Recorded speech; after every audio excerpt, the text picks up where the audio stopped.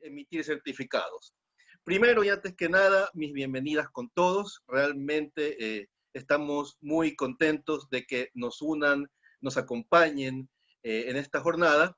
Y como ustedes saben, este es el primer seminario jurídico académico sobre derecho penal en los tiempos del COVID, en los tiempos de la pandemia, en los tiempos del coronavirus. Y como una introducción, antes de darle paso a las personas que quieren escuchar a nuestros distinguidos panelistas, ¿cuál es la temática que va a girar alrededor de estos días? La temática es tratar temas que afecten al derecho penal dentro del marco de la pandemia, porque ya estamos en un punto en el cual estamos empezando a reflexionar sobre todas esas cuestiones que tienen relación con el derecho penal que han venido ocurriendo.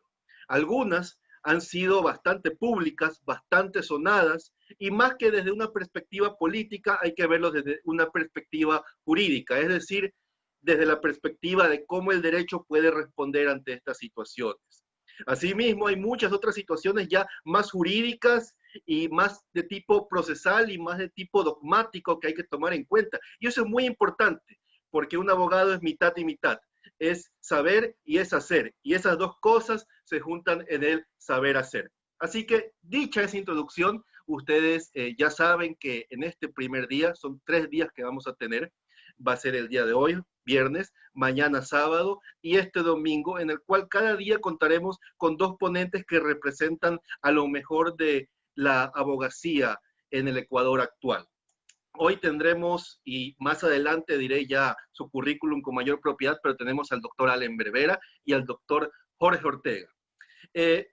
Antes que nada, es importante destacar, es importante enfatizar que vamos a entregar certificados de asistencias para los que se inscribieron apropiadamente y a efectos de mantener la asistencia a mitad del evento. Durante el evento les vamos a hacer llegar un formulario de asistencia a sus correos electrónicos, a los mismos correos donde les llegó el enlace de Zoom. Llenando ese formulario hasta el día de hoy, ustedes van a tener registrada su asistencia. Caso contrario, entonces no se podrá registrar la misma. Eso para que lo tengan en cuenta, estén pendientes de su correo y respóndanlo hasta el día de hoy.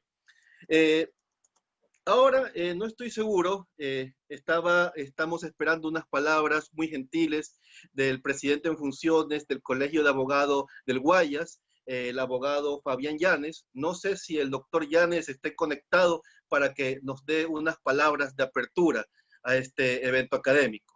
Doctor Llanes, ¿se encuentra ahí?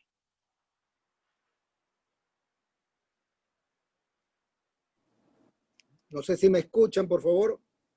Se le escucha, doctor. Ya, muy buenas tardes para todos, colegas, Doménico, Allenberg y todos los panelistas, y por supuesto a todos los integrantes del Colegio de Abogados del Guayas y todos los colegas y estudiantes que se han adherido a este extraordinario evento académico. Debo felicitar a Aprende, al grupo estudiantil, Verum, político estudiantil, felicitarlos nuevamente porque estas iniciativas nos ayudan a crecer como personas académicamente. Y el Colegio de Abogados es de ustedes, está al servicio de ustedes para prestar su contingencia y apoyo para cuando necesiten de nuestro aval y por supuesto en cualquier otro sentido en que nosotros podamos colaborar. En todo caso, darles la bienvenida y felicitarlos nuevamente y agradecer a los panelistas por ese despliegue solidario de entregar sus conocimientos al servicio de los colegas y de los estudiantes, ¿no? Es un tema que yo siempre admiro, que los colegas dan de sí, de sus conocimientos para que otros aprendamos y podamos seguir creciendo en nuestra profesión. Para finalizar, quiero desearles lo mejor en este evento y esperar que concluya de la mejor manera posible. Un abrazo para todos. Gracias, doctor Llanes. Ese fue Fabián Llanes, presidente en funciones del Colegio de Abogados del Guayas. Quedamos realmente muy agradecidos por su gentil aval para poder darle mayor relevancia a este evento y hacer valer el tiempo de todos los asistentes mediante los certificados que les van a servir para, como un recuerdo, más que nada para recordar estas grandes jornadas y para sus respectivos currículums. Ahora bien, vamos a empezar por todo lo grande, este seminario académico, y vamos a empezar con el doctor Jorge Ortega. El doctor Ortega es abogado por la Universidad Nacional de Loja, es doctor en jurisprudencia por la Universidad Nacional de Loja, es licenciado en Ciencias Públicas y Sociales por la Universidad Central del Ecuador, es especialista superior en Derecho Penal por la Universidad Andina Simón Bolívar, tiene un diplomado en técnicas de negociación, mediación, administración de crisis y construcción de consensos por el Instituto Universitario de la Policía Federal Argentina de la Universidad de Buenos Aires y es máster en Derecho Penal por la Universidad Andina Simón Bolívar. El doctor Ortega es parte del estudio Ortega Rosero Abogados, él es socio gerente y se dedica al área penal. También ha trabajado en una diversidad de instituciones públicas del más alto nivel, como el Consejo de la Judicatura, en la Escuela de la Función Judicial, la Fiscalía General del Estado, entre otras instituciones. El doctor va a darnos una exposición doctor, tiene un tiempo de entre 25 y 40 minutos. Al finalizar, vamos a hacer una ronda de preguntas. Al efecto de las preguntas, vamos a receptarlas por mensaje en el chat y también vamos a receptarlas por mensajes en la transmisión que estamos haciendo simultáneamente por Facebook Live. Con mis privilegios de moderador, elegiré las 4 o 5 preguntas más relevantes que le expondré al doctor al finalizar su exposición. Doctor, está en su casa, por favor. Gracias, Doménico. Solamente para un poco tenerlo claro, en la agenda estaba como primera intervención el abogado, el doctor Allen Berbera. No sé si está así el programa o lo hago yo.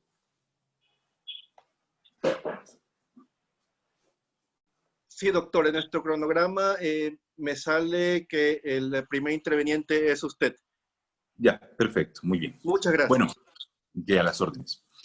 Muy buenas tardes con todos. Es un honor para mí participar como expositor en el primer seminario jurídico académico de Derecho Penal en tiempos de pandemia. Agradezco la invitación que me hiciera la empresa AP Prende y el movimiento estudiantil Perú, con el aval del Colegio de Abogados del Guayas, y sobre todo al abogado César Eduardo García, quien me extendió esta invitación. A todos, a todas y a todos, muy buenas tardes. El tema que se me ha encargado reflexionar es el relacionado a los delitos de corrupción contra la administración pública en tiempos de pandemia. Cuando pretendemos analizar los delitos de corrupción, debemos partir de la base de que se hace referencia a un Estado constitucional, democrático, social de derecho. En nuestro caso, un Estado de derechos. Y como bien lo dijera Ramiro Ávila, en el Estado de derechos es en el que los derechos, que son creaciones y reivindicaciones históricas anteriores y superiores al Estado, someten y limitan a todos los poderes, incluso al propio constituyente. En síntesis, debemos decir que para evitar cualquier confusión, se parte del punto de vista de que el Estado al cual nos referimos es aquel surgido de la Constitución,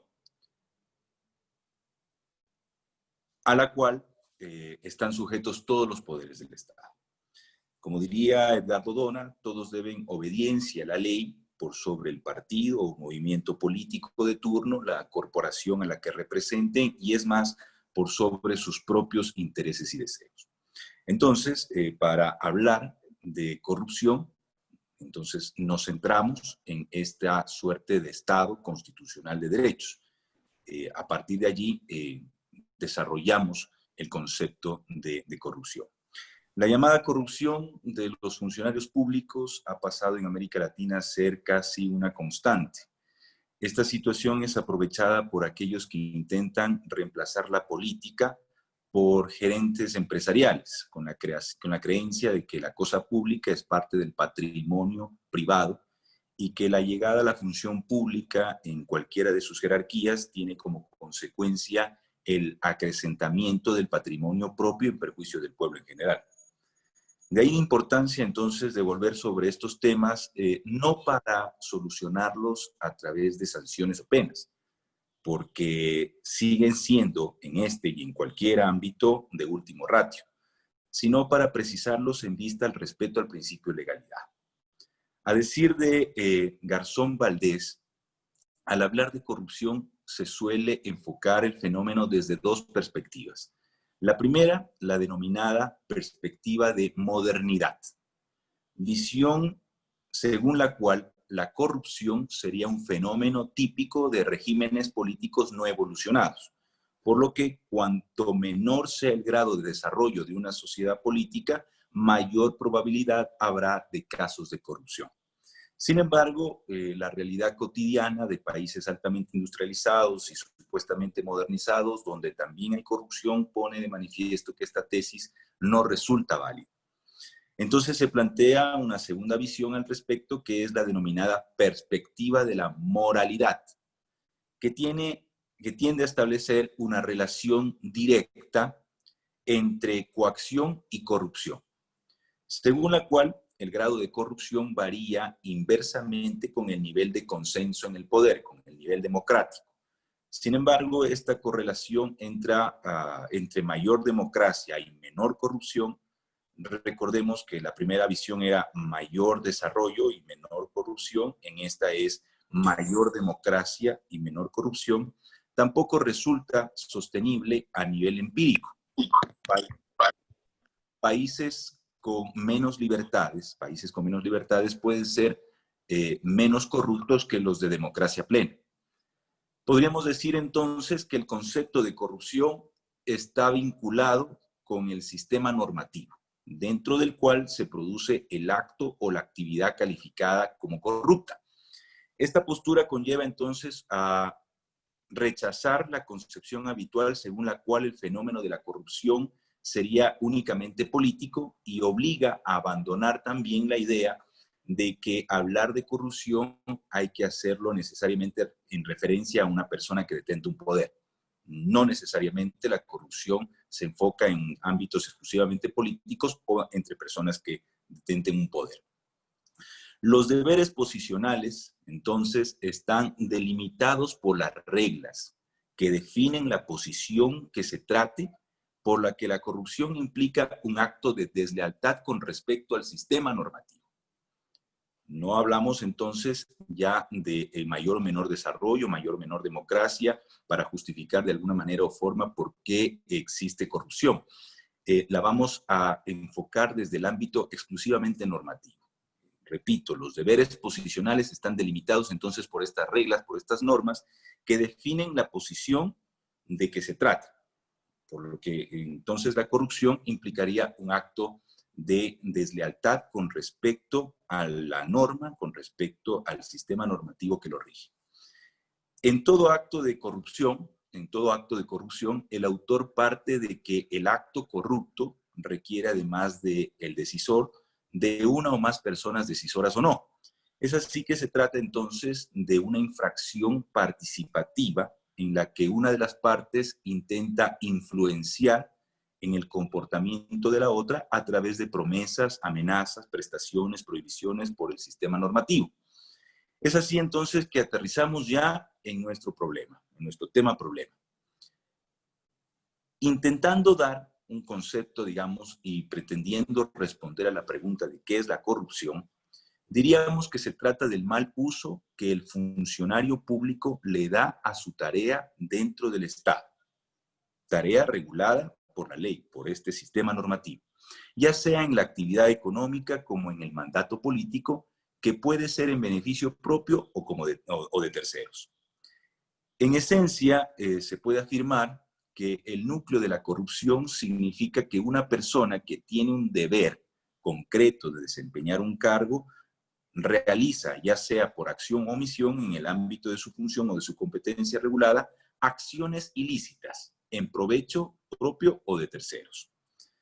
Dolin sostiene que de estos conceptos surge el centro de lo injusto y de la peligrosidad de la corrupción, que no es así, que no es sino otra cosa que el cumplimiento de la obligación a través de la admisión de dádivas o ventajas sin orientarse a aceptar las reglas vigentes, sino a buscar ventajas prohibidas por el orden jurídico.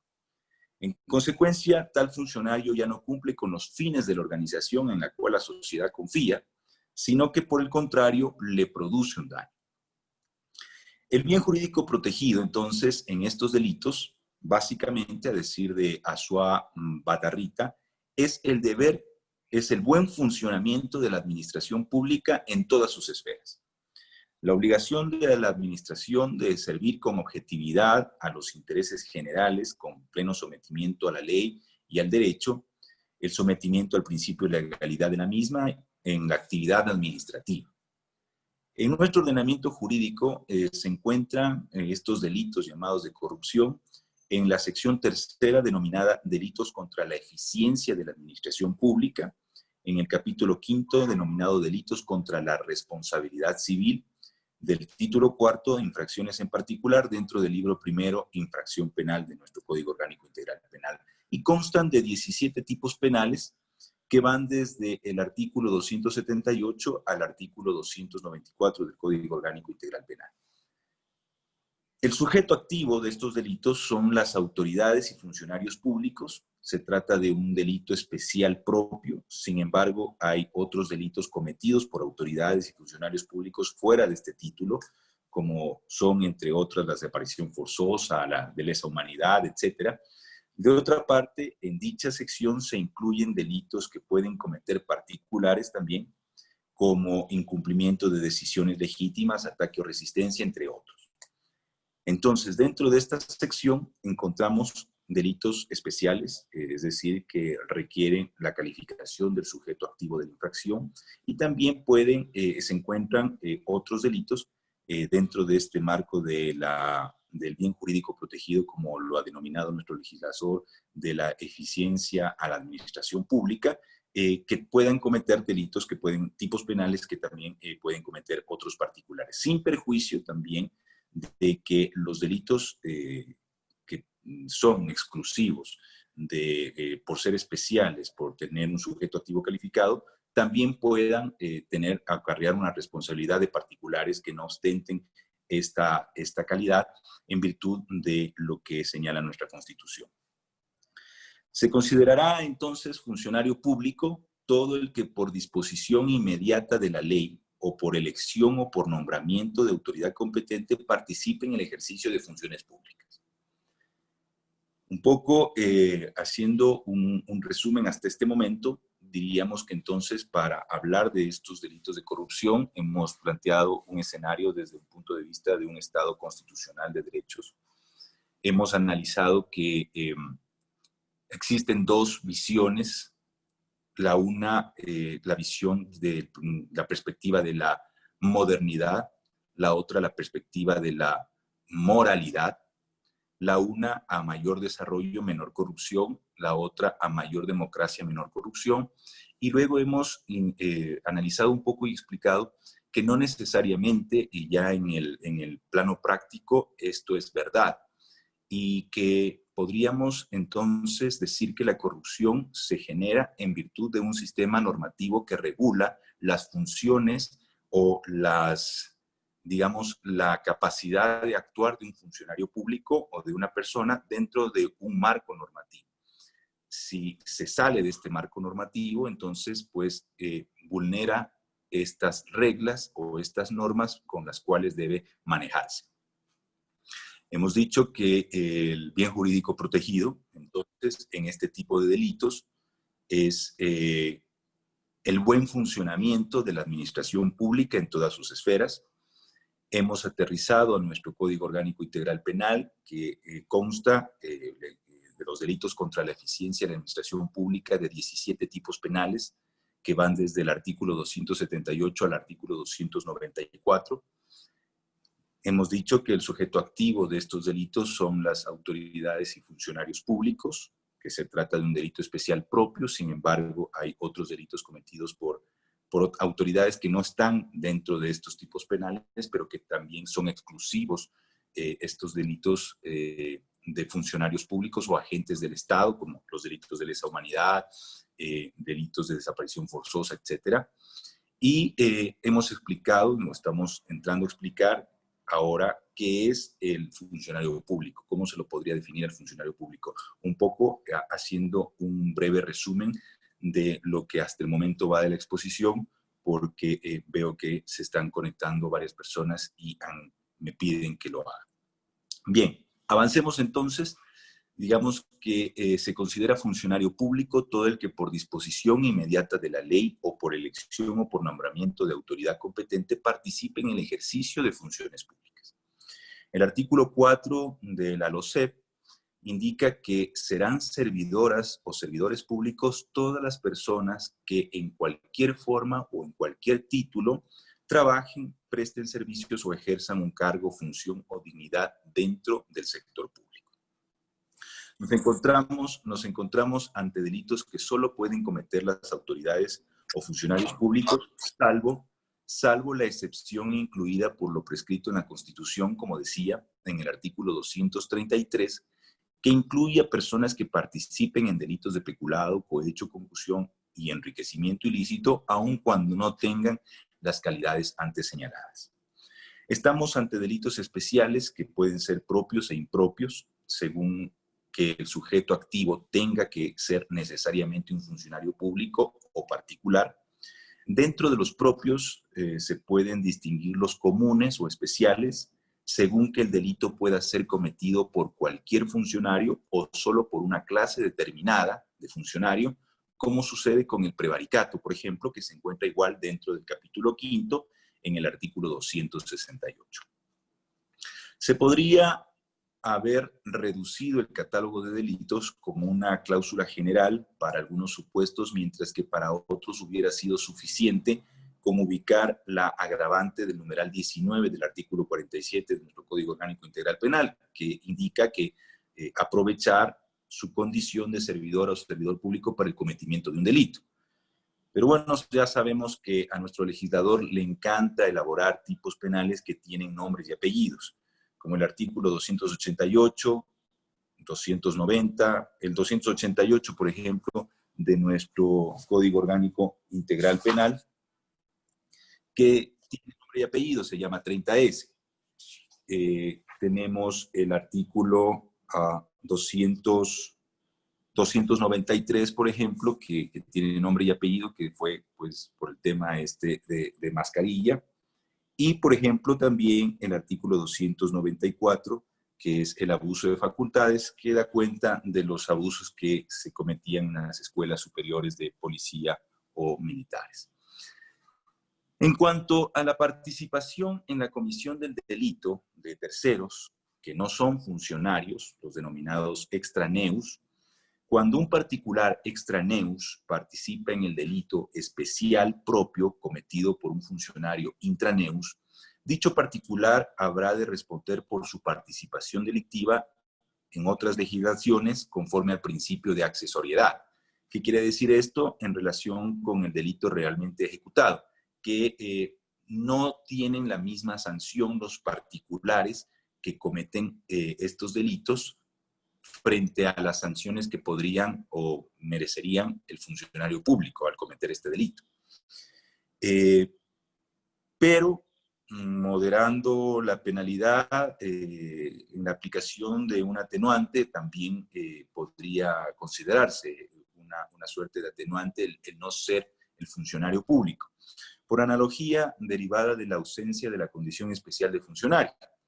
En nuestro caso no hay esa regulación, puesto que como lo establece el último inciso, por ejemplo, del artículo 280, que es del cohecho en nuestra legislación, se sanciona al particular con las mismas penas que a las que se les sanciona al funcionario público.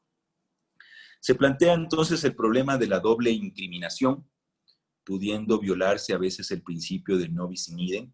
El derecho penal no respetado el principio de intervención mínima criminaliza conductas de los funcionarios que deberían resolverse en vía administrativa, en muchos de los casos. Si bien su régimen disciplinario podría tener incluso sanciones a veces más duras que el derecho penal, e incluso el trato no es igual para todos, por lo menos en materia de prescripción. El artículo 233 de nuestra Constitución, recordemos, que los hace imprescriptibles a estos tipos de delitos. Entonces, digamos un poco que se hace una suerte de doble sanción, por un lado un tema administrativo, su destitución, la reparación civil o la indemnización, y por otro lado el tema penal, pues que da cuenta con la pérdida de su libertad, etc. Y luego, pues obviamente estos tipos de delitos son totalmente desproporcionados, si de alguna manera o forma, la acción para perseguirlos y la pena en cuanto a las prescripciones, por ejemplo. El derecho penal no puede invadir el derecho administrativo, sino en los supuestos límites, respetando el principio de intervención mínima. Recordemos que el derecho penal no es que solamente para todos los restos de conductas típicas rige estos principios. Estos principios los rigen también para este tipo de delitos. El principio de intervención mínima implica que la sanción penal solo deberá utilizarse para resolver conflictos cuando sea imprescindible. Hablemos de uno de estos delitos. Hablemos del cohecho, que es digamos, ya entrando en nuestra materia de lo que, digamos, abarca el título o el nombre que se le ha dado, o el tema que se le ha dado a este seminario. El cohecho. Como ya indicamos, el bien jurídico protegido, porque ahora todos los días tenemos noticias sobre respecto de investigaciones sobre estos tipos de delitos, etcétera. Entonces, creo que entramos ya en el tema concreto de nuestro seminario, topando este delito. Decíamos que el bien jurídico protegido en estos delitos es el normal funcionamiento de la administración pública y una transparencia frente a la corrupción de autoridades y funcionarios públicos. Se protege la imparcialidad, que ha de ser el principio rector de autoridades y funcionarios públicos en el ejercicio de sus funciones. Está tipificado en el artículo 280 del Código Orgánico Integral Penal, y sus verbos rectores o sus núcleos trascendental son: reciban o acepten beneficios económicos para hacer, omitir, agilitar, retardar o condicionar cuestiones relativas a sus funciones. Eso más o menos nos indica el legislador de lo que cuando lo tipifica a esta conducta como delito. Reciban y acepten beneficios económicos para hacer, omitir, agilitar, retardar o condicionar cuestiones relativas a sus funciones. Esto en cuanto a los funcionarios públicos. Se agrava cuando el servidor ejecuta el acto o no realiza el acto debido, dice el tipo penal. Estamos ante un precepto que conlleva una notable inseguridad jurídica. ¿Por qué? Porque en muchos casos serán cuestionables las situaciones de no realizarlo o retrasarlo al acto, agilitarlo, condicionarlo. ¿Cuándo podremos establecer concretamente estos verbos rectores? ¿Cómo se agilitó? ¿Cómo se condicionó? Así como realizar en el ejercicio de su cargo un acto contrario a los deberes inherentes al mismo. ¿Cómo podríamos nosotros, encajar la conducta de este servidor público en estos verbos rectores? Por eso, este precepto, como digo, conlleva una notable y absoluta inseguridad jurídica. De otra parte, lo que se solicita o recibe a veces pueden ser cosas de escaso valor. Será muy fácil interponer denuncias y procesos penales carentes de fundamento, sí, sin considerar que la pena privativa de libertad es muy grave y que todo procedimiento tiene un margen de inseguridad. Entonces, digamos, este tipo de delitos, cualquier persona lo puede denunciar, se procesa, se investiga por parte de la Fiscalía, pero a veces, digamos, no se puede establecer plenamente cómo es la conducta de este funcionario, se adecua a esto. Y luego también en cuanto a digamos, la cantidad de dinero que, digamos, esté en juego, o si realmente afecta o lesiona el bien jurídico protegido, cómo se le puede realizar un juicio de reproche, por ejemplo, a la madre de un reo, de un joven privado de su libertad, que busca de cualquier manera que se lo ayude a su hijo. O sea, son cosas que luego podríamos poner en debate y analizar. En el Código Penal, la redacción de las formas de cohecho, hablo del Código Penal anterior, en que estaba tipificado en los artículos 285, 286 y 287, creo que ofrecía más seguridad, ya que las conductas tipificadas eran mucho más claras. La redacción del actual 280, que trata de abarcar o cubrir los tipos penales que antes estaban en el artículo 285, 286 y 287 de nuestro Código Penal, digamos, no es tan clara como la que teníamos en ese entonces. O creo que ofrecen más seguridad. Hablan de ejecutar un acto de su empleo u oficio, aunque sea justo, pero no sujeto a retribución. Creo que es mucho más claro la redacción que el actual artículo 280, porque indica precisamente que el funcionario público ejecute un acto de su empleo u oficio, aunque sea justo, pero no sujeto a retribución. En el otro tipo penal indica ejecutando en el ejercicio de su cargo un acto injusto, es decir, un acto que no lo debería haber hecho. En el un caso, un acto que debe hacerlo, pero no cobrar. Y en el otro, un acto que no debe hacerlo. Y finalmente, habla también que realice un acto el funcionario público que cometa un delito, para cometer un delito. Creo que estos tres artículos que estaban en la legislación anterior, creo que eran un poco más claros frente a la actual redacción de nuestro Código Orgánico Integral Penal en cuanto a este tipo de delito. Ya nos referimos a los sujetos de la infracción. Anteriormente decíamos que para los delitos de corrupción es el funcionario público y particular en ciertos casos. La conducta puede ser por acción o omisión. No es necesario que el provecho que se persigue, es decir, el beneficio, sea para la autoridad o el funcionario público, sino que el beneficio puede ser también para un tercero. La autoridad o funcionario público actúa con ánimo de lucro para sí o para otro. Solo es punible la conducta dolosa, pues la autoridad o funcionario público actúa consciente cuando solicita, recibe o acepta. La consumación se produce al momento de solicitar o recibir la dádiva, favor o retribución. No es necesario que se produzca ningún resultado. Se consuma este delito al momento de solicitar o recibir. A decir de Alfonso Serrano, es posible la tentativa si la persona interpuesta no cumple todo el proceso, pues es el encargado de solicitar de un tercero la dádiva o presente y no lo hace. Digamos, podría caber esa posibilidad cuando se está utilizando a una tercera persona para cometer esta infracción. Manzanares Samaniego dice que al ser un delito de mera actividad es difícil imaginar la tentativa, también es un criterio muy válido. Sin embargo, pues se deja un poco esto al debate. La solicitud que se hace por parte del sujeto activo del delito ha de ser con la convicción de que existe alguna posibilidad de éxito en sus pretensiones.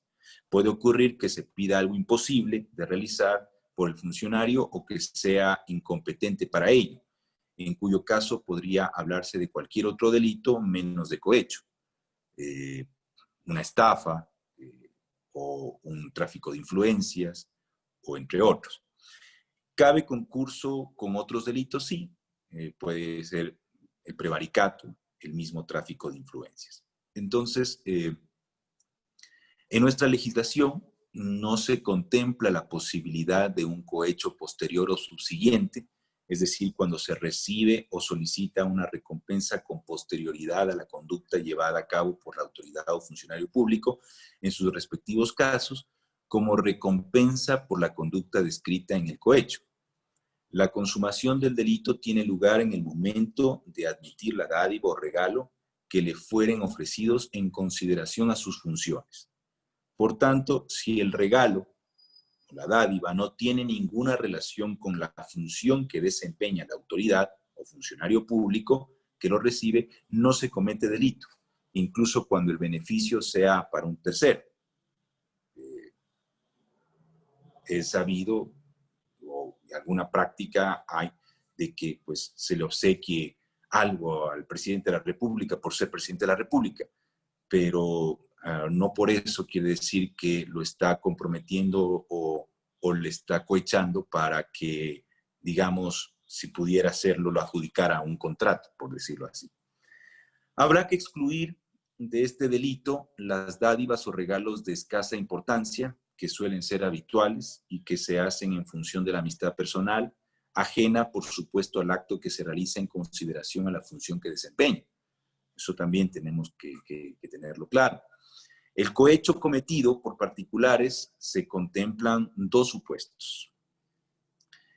Por un lado, el ofrecimiento, entrega o dádiva o retribución a autoridad o funcionario público, y el otro, atendiendo la solicitud de la autoridad. Es decir, por un lado, yo le ofrezco como particular a un funcionario público algo, una dádiva para un beneficio económico, que tenga un beneficio económico esta persona, a cambio de que haga o deje de hacer, como dice nuestro Código Orgánico Integral Penal, dentro de sus funciones. Y por otro lado, yo le entrego atendiendo la solicitud de este funcionario público, él me lo está pidiendo. Para análisis del quantum de la pena, diríamos que las penas deberían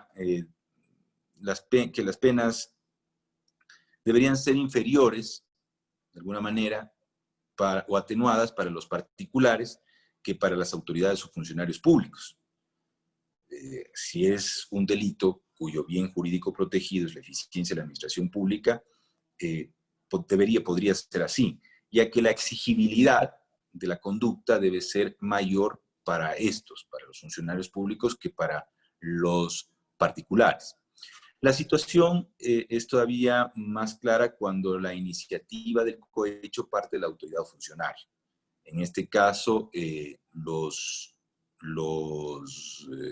funcionario público es el que, digamos, solicita esta dádiva. Ahora bien, allí pues no habría inconveniente en darse cuenta o evidenciar el juicio, el reproche que se le podría establecer a este funcionario público. Para la consumación del delito del particular que ofrece, no es necesario que la autoridad o funcionario público acepte la dádiva o retribución, ya que el delito se perfecciona con el simple ofrecimiento. No así cuando el pedido lo hace el servidor público. En este caso, para la consumación es necesario que la dádiva sea entregada por el particular. En un caso no se perfecciona con el simple ofrecimiento, mientras que cuando el pedido lo hace el servidor público, en este caso, para la consumación es necesario que esta dádiva efectivamente se le entregue. Respecto de la autoría en los delitos de cohecho, en los que una parte ofrece y la otra acepta, sean autoridades o funcionarios públicos o particulares, ni hay absorción de unos delitos por otros, ni coautoría. La consumación en cada caso es individual, no exigiéndose ningún pacto entre corruptores o corrompidos. Así como cabe legítima defensa contra autoridad o sus agentes cuando de forma grave se extralimitan en el ejercicio de sus funciones, la conducta del particular en el cohecho puede estar amparada en el estado de necesidad, por ejemplo, como lo mencionábamos hace un instante, si va encaminada, por ejemplo, a evitar los efectos de una resolución injusta que incluso puede ser constitutiva de un delito de prevaricato, doloso o por imprudencia grave. Fíjense ustedes, podría estar la figura de esta conducta del cohecho amparada por un estado de necesidad. ¿Existe la posibilidad de atenuar la conducta? Sí, e incluso de una excusa absolutoria en otras legislaciones, por ejemplo la española, cuando del soborno mediare una causa penal a favor del reo por parte de sus familiares. Miren lo que decía.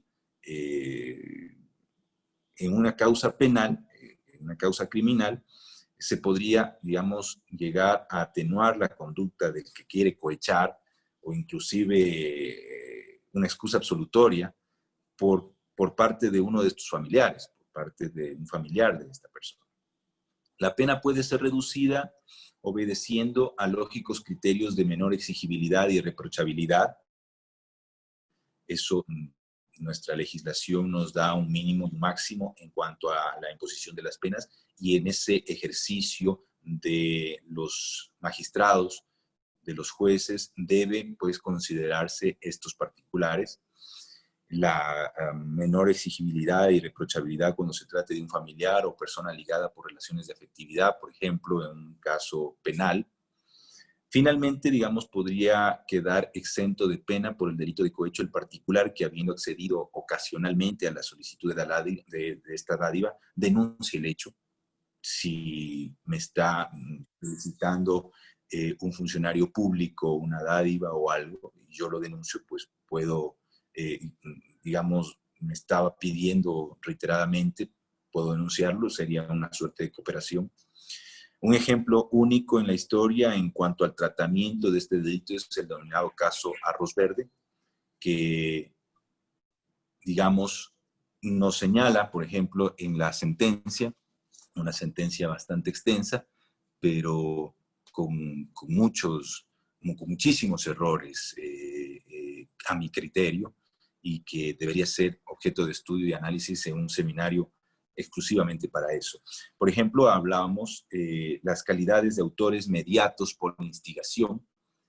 Habla como de autores mediatos por instigación, lo sentencia el presidente de la República, al expresidente de la República, Rafael Correa, y al ex vicepresidente Jorge Glass.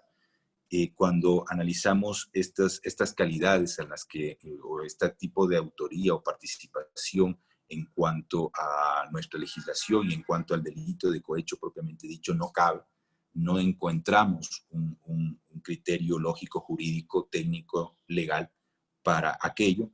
Lo propio cuando se lo sentencia, por ejemplo, a los empresarios que supuestamente participaban en esta trama de corrupción como autores directos del delito de cohecho activo, cuando no se pudo establecer esta conexión de la supuesta dádiva o supuesto beneficio económico que habrían entregado, y parece más absurdo aún cuando a funcionarios de jerarquía superior, como ministros, etcétera, se los sentencia como coautores, cuando nuestra doctrina nos muestra, o la doctrina nos indica, que este tipo de delitos no ameritan esta calidad, este tipo de autoría. Entonces, un poco, ya concluyendo esta exposición, no sé cuánto tiempo me queda, creo que hemos abarcado un análisis de lo que representa o se es los delitos de corrupción, y un poco cuáles los verbos rectores, en los grados de participación, cómo podrían, digamos, participar en este delito, especialmente el de cohecho, y un poco tomar en cuenta este caso en particular que llama la atención a nivel nacional, que pues precisamente es entre comillas, un caso histórico para el país por el delito de cohecho que se lleva en contra de un exmandatario de la República. La forma de procesarlo en pandemia, o que es también nuestro tema de nuestro seminario, que como el derecho penal en tiempos de pandemia. Es terrible que jugando incluso con la salud de quienes ejercen la profesión y quienes ejercen la defensa técnica en estos delitos, y en particular en este caso, se convoque, violando las disposiciones del Consejo de la Judicatura en cuanto a la suspensión de plazos y términos, a audiencias, se notifique sentencias mutiladas, diminutas, y esto es lo que pasa en la pandemia. Si bien es cierto, nadie estaba preparado para, digamos, enfrentar una situación como esta, no es menos cierto que la Corte Interamericana de Derechos Humanos, la Comisión Interamericana de Derechos Humanos, ha dado ciertas directrices a sus países miembros para que por sobre todas las cosas se respete la tutela judicial efectiva, el derecho a la defensa, la violación, evitar violar el debido proceso y temas que debieron considerar o que se deben considerar en estos tiempos. Se ha discutido, y con esto quiero un poco concluir, la necesidad de digitalizar o de hacerlo de manera virtual a los procesos penales y a las audiencias. Digitalizar los procesos y hacerlos virtuales a las audiencias. Como abogado defensor litigante en derecho penal, he sido también fiscal, fui fiscal de la provincia de Pichincha por 5 años, fui también presidente, digamos, parte del Tribunal de Garantías Penales, de los tribunales penales, y también he sido asesor en la Asamblea, en la Comisión de Justicia y Estructura del Estado, que precisamente en ese entonces se estaba elaborando el Código Orgánico Integral Penal. Me encargué del libro 3 de ejecución de penas en ese entonces en la comisión, como asesor del presidente Mauro Andino en ese entonces. Debo decir que estoy totalmente en contra de que se sacrifique la justicia, el derecho a la defensa, el debido proceso, la seguridad jurídica, por la salud. Si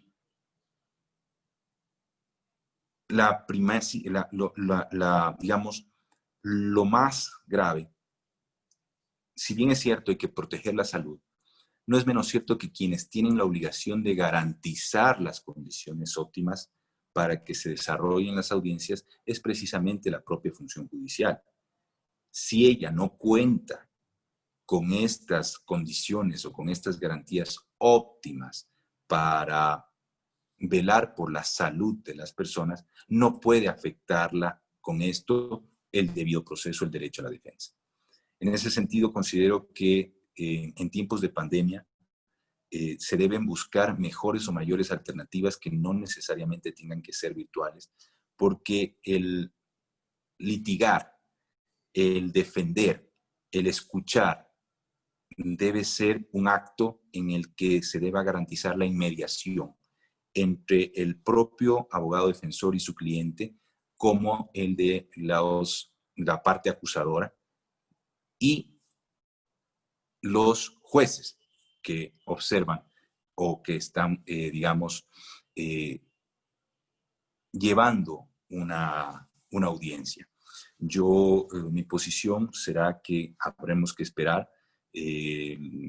Creo que ya se han abierto los plazos y los términos, según lo que se manifestó en esta semana por la presidenta del Consejo de la Judicatura, mas sin embargo, habrá que esperar si es que se cumplen con las condiciones para que se lleven a cabo las audiencias. No estoy de acuerdo que en estos tiempos se hagan de manera virtual porque se pierde la esencia propia misma de la defensa, y en esas condiciones, y más aún cuando no tenemos un internet a nivel nacional de óptimas calidades, condiciones. Ni siquiera en Estados Unidos se ha discutido o ha entrado siquiera en debate, llevar a cabo una audiencia digital, virtual. En ese sentido, entonces, considero que el proceso, la forma de procesar las causas en pandemia, debe ser todavía merecer un debate más serio, merecer un debate más enfocado en garantizar no solo la salud, sino que por sobre todas las cosas el derecho a la defensa. Para mí ha sido un verdadero privilegio el dirigirme a ustedes, al gran número de participantes en este seminario, y les quedo agradecido. Espero que un poco haya cubierto ciertas expectativas en cuanto a este delito en particular y un poco a los delitos de corrupción en general a los que me he referido. Muchas gracias. Muchas gracias, doctor Ortega. Realmente ha sido un gusto poder escucharlo. Y quiero enfatizar eso. Quiero enfatizar que el doctor Ortega tiene una experiencia muy amplia, tanto en la cátedra como en el litigio, como en las instituciones públicas, tanto las que crean la ley como las que lo juzgan. Y yo creo que hemos podido escuchar una perspectiva basada en la experiencia. Y es un tema muy amplio, pero realmente ha sido muy ilustrativo, doctor, y ha sido muy enriquecedor escuchar sus reflexiones sobre este tema, y creo que todos nuestros asistentes llegarán a la misma conclusión. Ahora, antes de pasar a la ronda de preguntas, ya he elegido algunas de las preguntas que me parecieron las más relevantes frente al tema que nos ha tratado el doctor Ortega, pero antes de pasar a la ronda de preguntas, quiero recordarles que sigan a las redes de nuestro organizador Aprende, a través de Facebook, a través de Instagram, y actualmente en este momento estamos transmitiendo simultáneamente a través de la página de Facebook de Aprende. Dicho eso, les recordamos que vamos a hacerles llegar a sus correos, a los correos con los que se inscribieron a este evento y a los que les llegó su enlace de Zoom, les haremos llegar el formulario de asistencia, el cual lo pueden llenar hasta el día de hoy. Hasta el día de hoy. Muy bien, ahora, pasando a la ronda de preguntas, y esto me parece muy importante porque creo que nos permitirá expandir unos temas que ha tratado, doctor.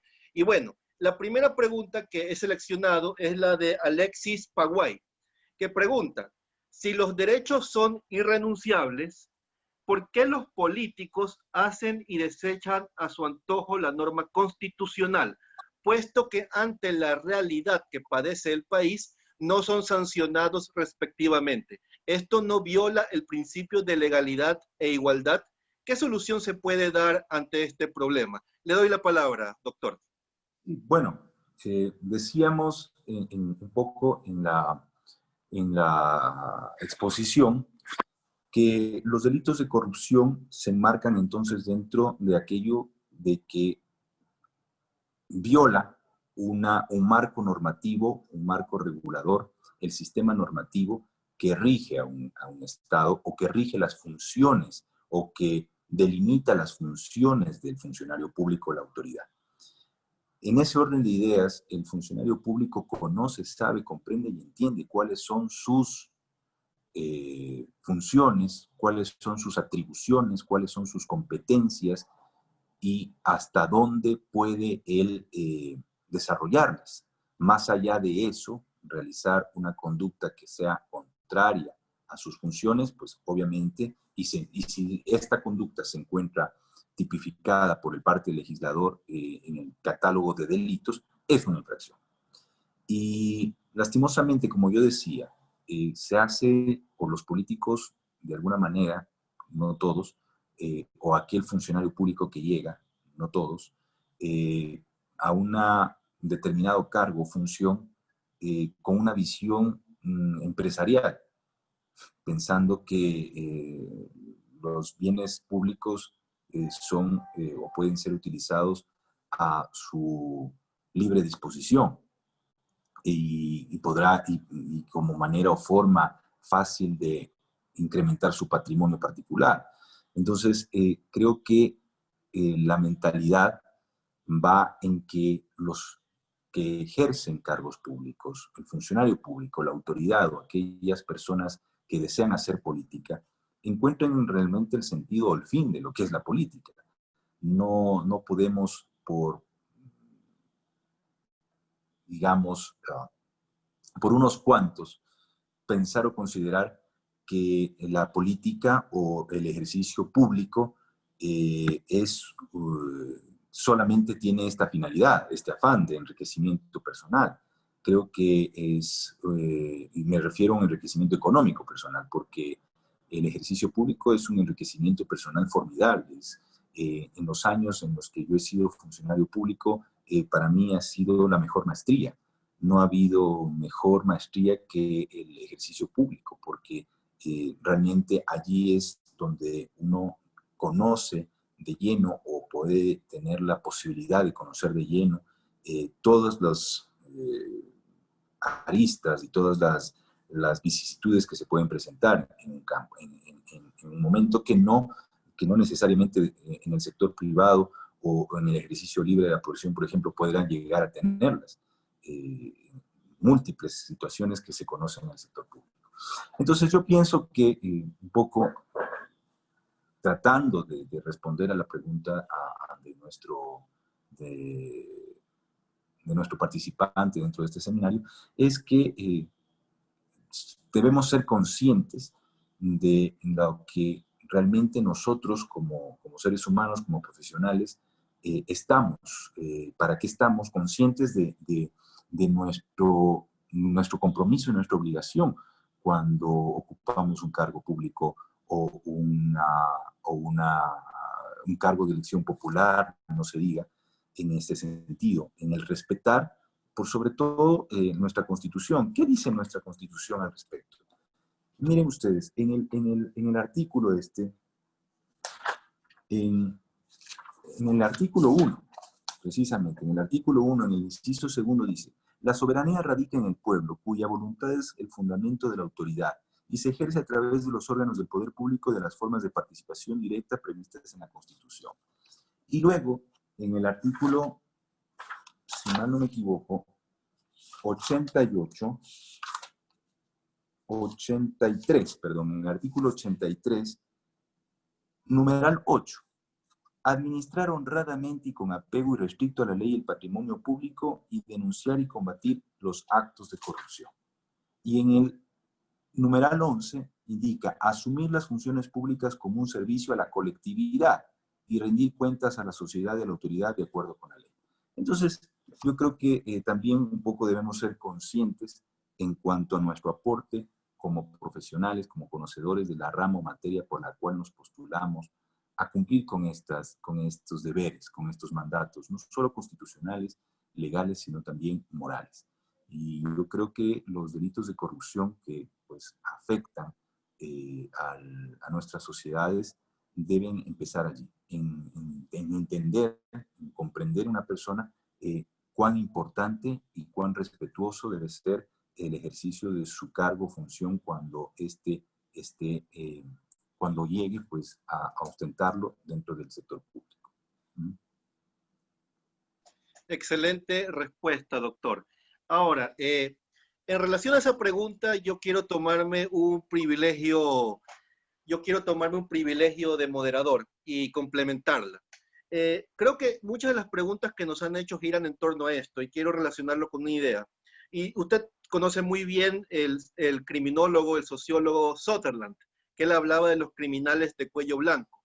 Y un poco leyéndolo me di cuenta que él lo que quería enfatizar no era tanto un tipo de delito, sino una estructura por la cual el criminal más sofisticado se aprovecha o tiene mejor relación con quien decide, de forma que el resultado siempre le va a salir favorable, a diferencia del criminal común, que tiene que irse con todo el peso del sistema punitivo que se pone en contra de él. Entonces, mi pregunta es como para que nos dé una reflexión. ¿Usted cree que en el Ecuador actual apenas estamos entendiendo las teorías de Sutherland sobre el criminal de cuello blanco?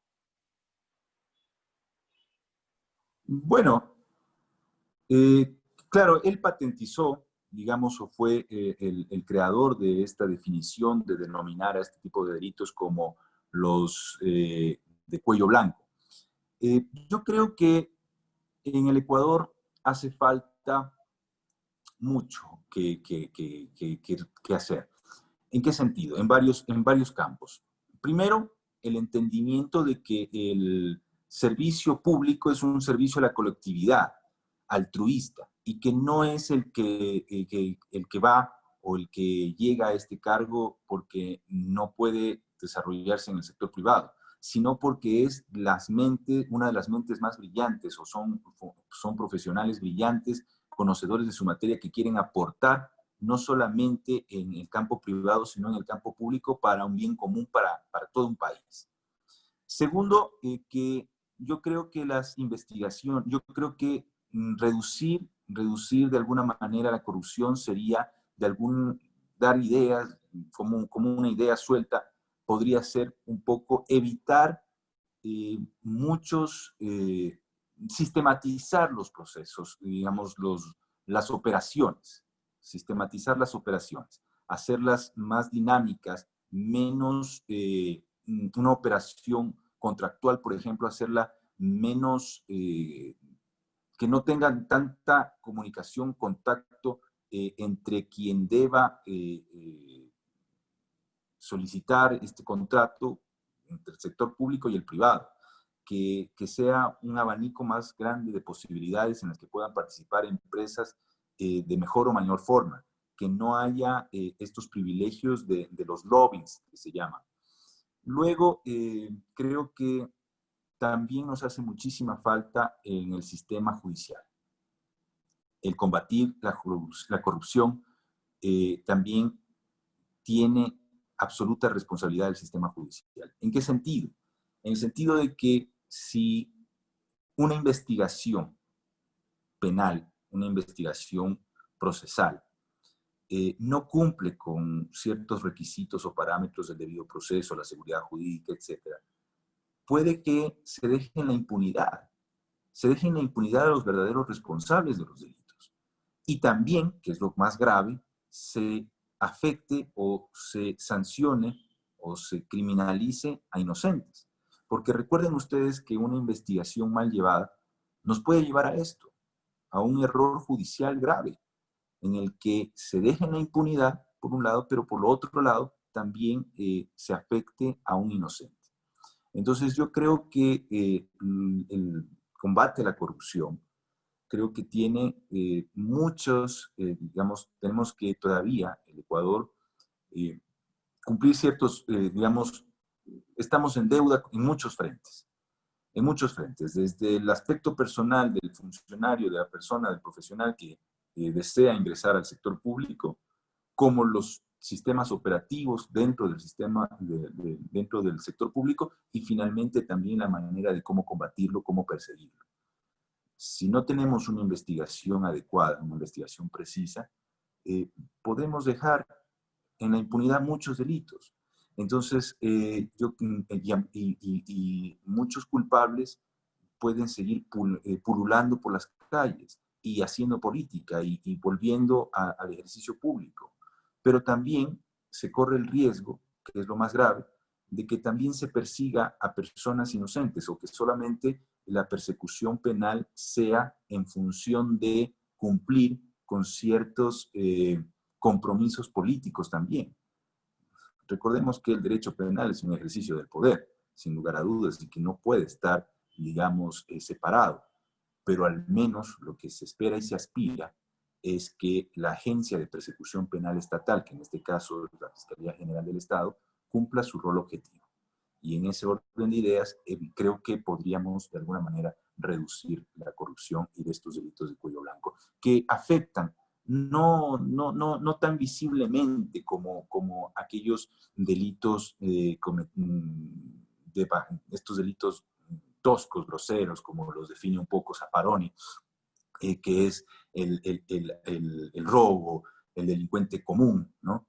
No son tan visibles, no son tan publicitados de cierta forma como en los noticieros, como estos otros delitos, pero no es menos cierto que causan un daño muchísimo mayor en cuanto a la eficiencia de la administración pública, en la confianza con la administración pública, en la seguridad que el ciudadano quiere tener de sus funcionarios públicos y sobre todo también el afectar el erario nacional.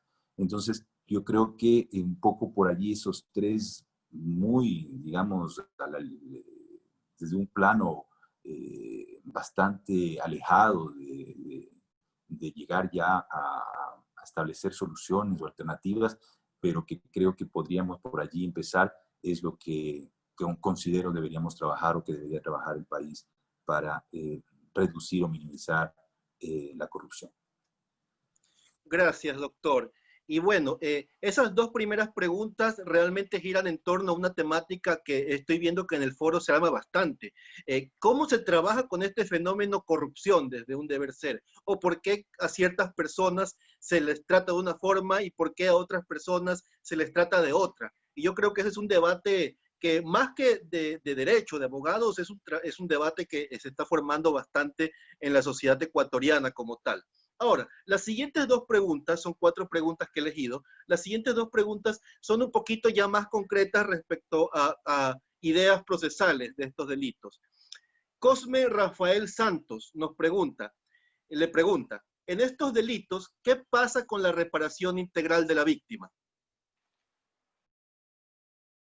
Bien, la víctima en este caso no es una víctima en concreto, no es una víctima de carne y hueso. Podríamos considerarlo como víctima de este tipo de delitos a la sociedad en su conjunto, o al Estado en última medida, en los delitos de peculado, por ejemplo, cuando se afecta el patrimonio, el erario nacional. La reparación tendrá que dar cuenta un poco y tendríamos que entrar digamos, tomar de mano nuestra legislación. La reparación está compuesta por el comiso de los bienes que fueron herramienta o instrumento o resultado de la infracción.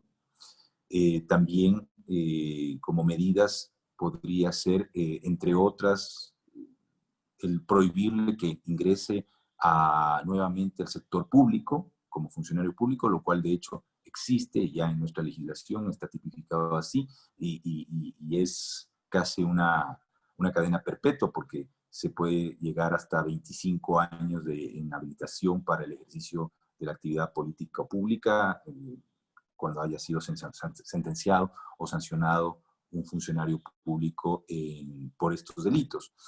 Entonces, yo creo que la reparación integral, que en su conjunto también, o dentro de esta, se encuentra la indemnización y otras formas de reparación, como también las simbólicas, creo que van por allí. Debería, digamos, tomarse los bienes, la justicia tomarse los bienes que a criterio o haciendo un análisis correspondan o hayan sido resultado o consecuencia del cometimiento de estas infracciones.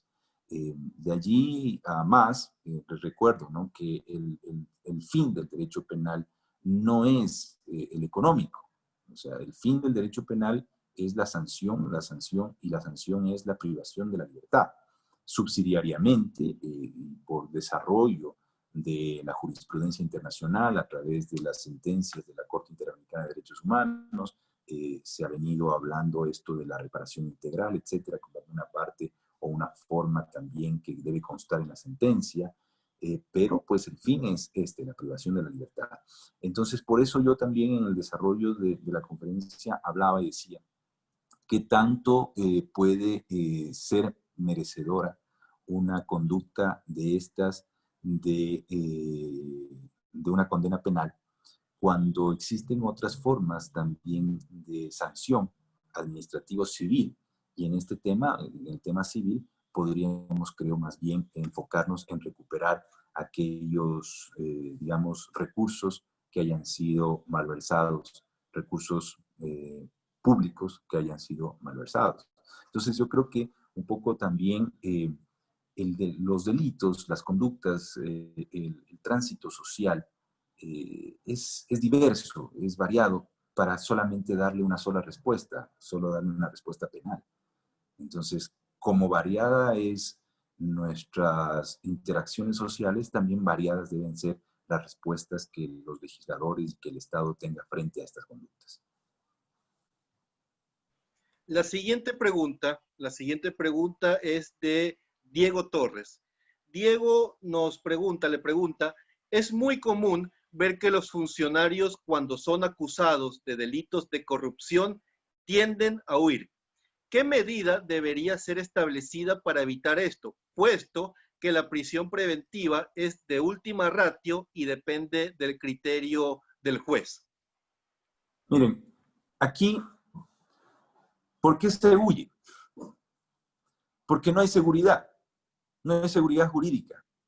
No hay seguridad jurídica en el sentido de que no podemos nosotros garantizar, no podemos entender o comprender de que se puede realizar un juicio justo, un juicio respetando el debido proceso, respetando el principio formal del procedimiento, buscando una adecuada decisión por parte del juzgador y restableciendo la paz jurídica quebrantada.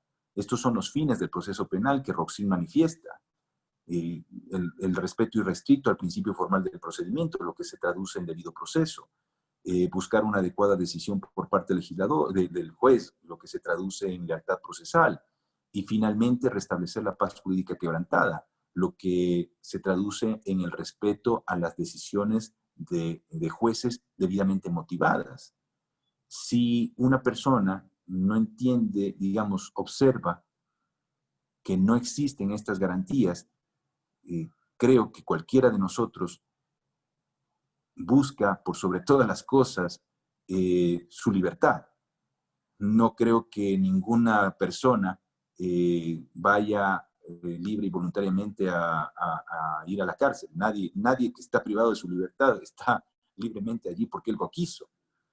Entonces, si no tenemos unas condiciones óptimas que nos permitan entender, conocer o pretender creer en un juicio justo, en condiciones óptimas de respeto a la defensa, respeto a las normas, creo que cualquier ciudadano pensaría hacerlo. Y si es que se abusa más de la prisión preventiva, recuerden ustedes, hay estadísticas, el 80% de los casos en los que la Fiscalía ha solicitado la prisión preventiva han terminado con sentencias absolutorias. Del 80% de los casos que la Fiscalía solicitó la prisión preventiva. Entonces, creo que mientras no exista esa garantía de un juicio justo, o que no exista esa garantía de que se pueda defender un ciudadano en libertad y que la prisión preventiva no sea una pena anticipada, sino una medida en la que definitivamente se recurra cuando ya no exista otra solución o alternativa para que esta persona comparezca al proceso y cumpla una eventual condena en un momento determinado, creo que no podemos acabarlo. Y yo pongo un ejemplo, y no sé, y creo que es muy válido, en delitos de tránsito, en infracciones de tránsito. ¿Por qué se huyen? O sea, no es que sean inhumanos, pienso yo, trato de entenderlo. Porque lastimosamente en ese tipo de delitos primero eres culpable, ya eres culpable y luego tienes que justificar o probar tu inocencia.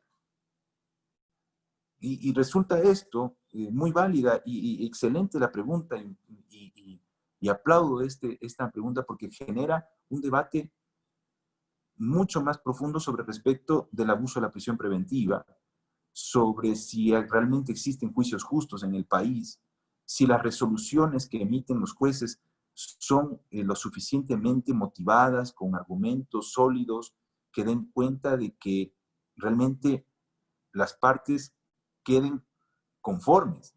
Porque, ojo, no solamente una sentencia condenatoria en contra de un cliente mío va a ser objeto de reproche. Si la sentencia cumple o refleja o muestra lo que realmente sucedió en el proceso, pues tendré que aceptarla, y eso es parte de uno de los fines o metas o objetivos, como dice Roxin, del proceso penal, buscar restablecer la paz jurídica quebrantada, y eso se restablece cuando se respeta una decisión judicial bien tomada, absolutamente motivada y conforme a los estándares internacionales que debe contener un proceso penal que acaba en una decisión judicial como es la sentencia. Entonces, creo que debemos analizar también, fíjense, a través de esta pregunta, se abre un debate formidable. Se abre un debate de que yo como ser humano, que conocedor de que cometí un error, que cometí una conducta delictiva quizá, al menos se me garantice defenderme en libertad, por ejemplo, y un juicio justo, libre de apasionamientos, libre de presiones mediáticas, presiones políticas y calendarios electorales. Entonces, ¿cómo? ¿Cómo evitar, cómo tú, como ciudadano, que, digamos, estás en esto, inmiscuido en un proceso así, cómo evitar que no pienses en huir, en resguardar tu libertad si sabes que no vas a tener un juicio justo? Y luego ahora otro, más aún cuando te sabes inocente, más aún cuando te sabes que no cometiste ningún delito. ¿Cómo entonces buscar, digamos, cómo decirle no? Quédate, enfrenta el juicio, no se te va a privar de tu libertad, vas a tener el derecho a defenderte en libertad, en participar en todas las diligencias. Y otra cosa de estas, un poco centrándonos en nuestro tema, la Fiscalía en estas épocas de pandemia investiga por su cuenta y riesgo, mientras que los funcionarios, mientras que los abogados en libre ejercicio profesional no tenemos acceso ni al expediente, ni a la Fiscalía, ni a ninguna de sus dependencias. Entonces, un poco, ¿cómo garantizar, entonces, cómo decirle a un ciudadano, decirle a una persona que está siendo criminalizada, que está siendo procesada, que no proteja su libertad, que no resguarde su libertad, que no resguarde su vida, más aún en temas como este tan delicados en los que las cárceles están hacinadas y con enfermos contaminados de esta grave e incurable hasta el momento enfermedad? Entonces, un poco también esa es una reflexión. No olvidemos las dimensiones culturales del derecho penal. No olvidemos las dimensiones socioculturales del derecho. Las normas son abstractas, son frías, son hechas en un parlamento, en una asamblea, pero la realidad donde realmente se deben aplicar es distinta, es variada, es diversa.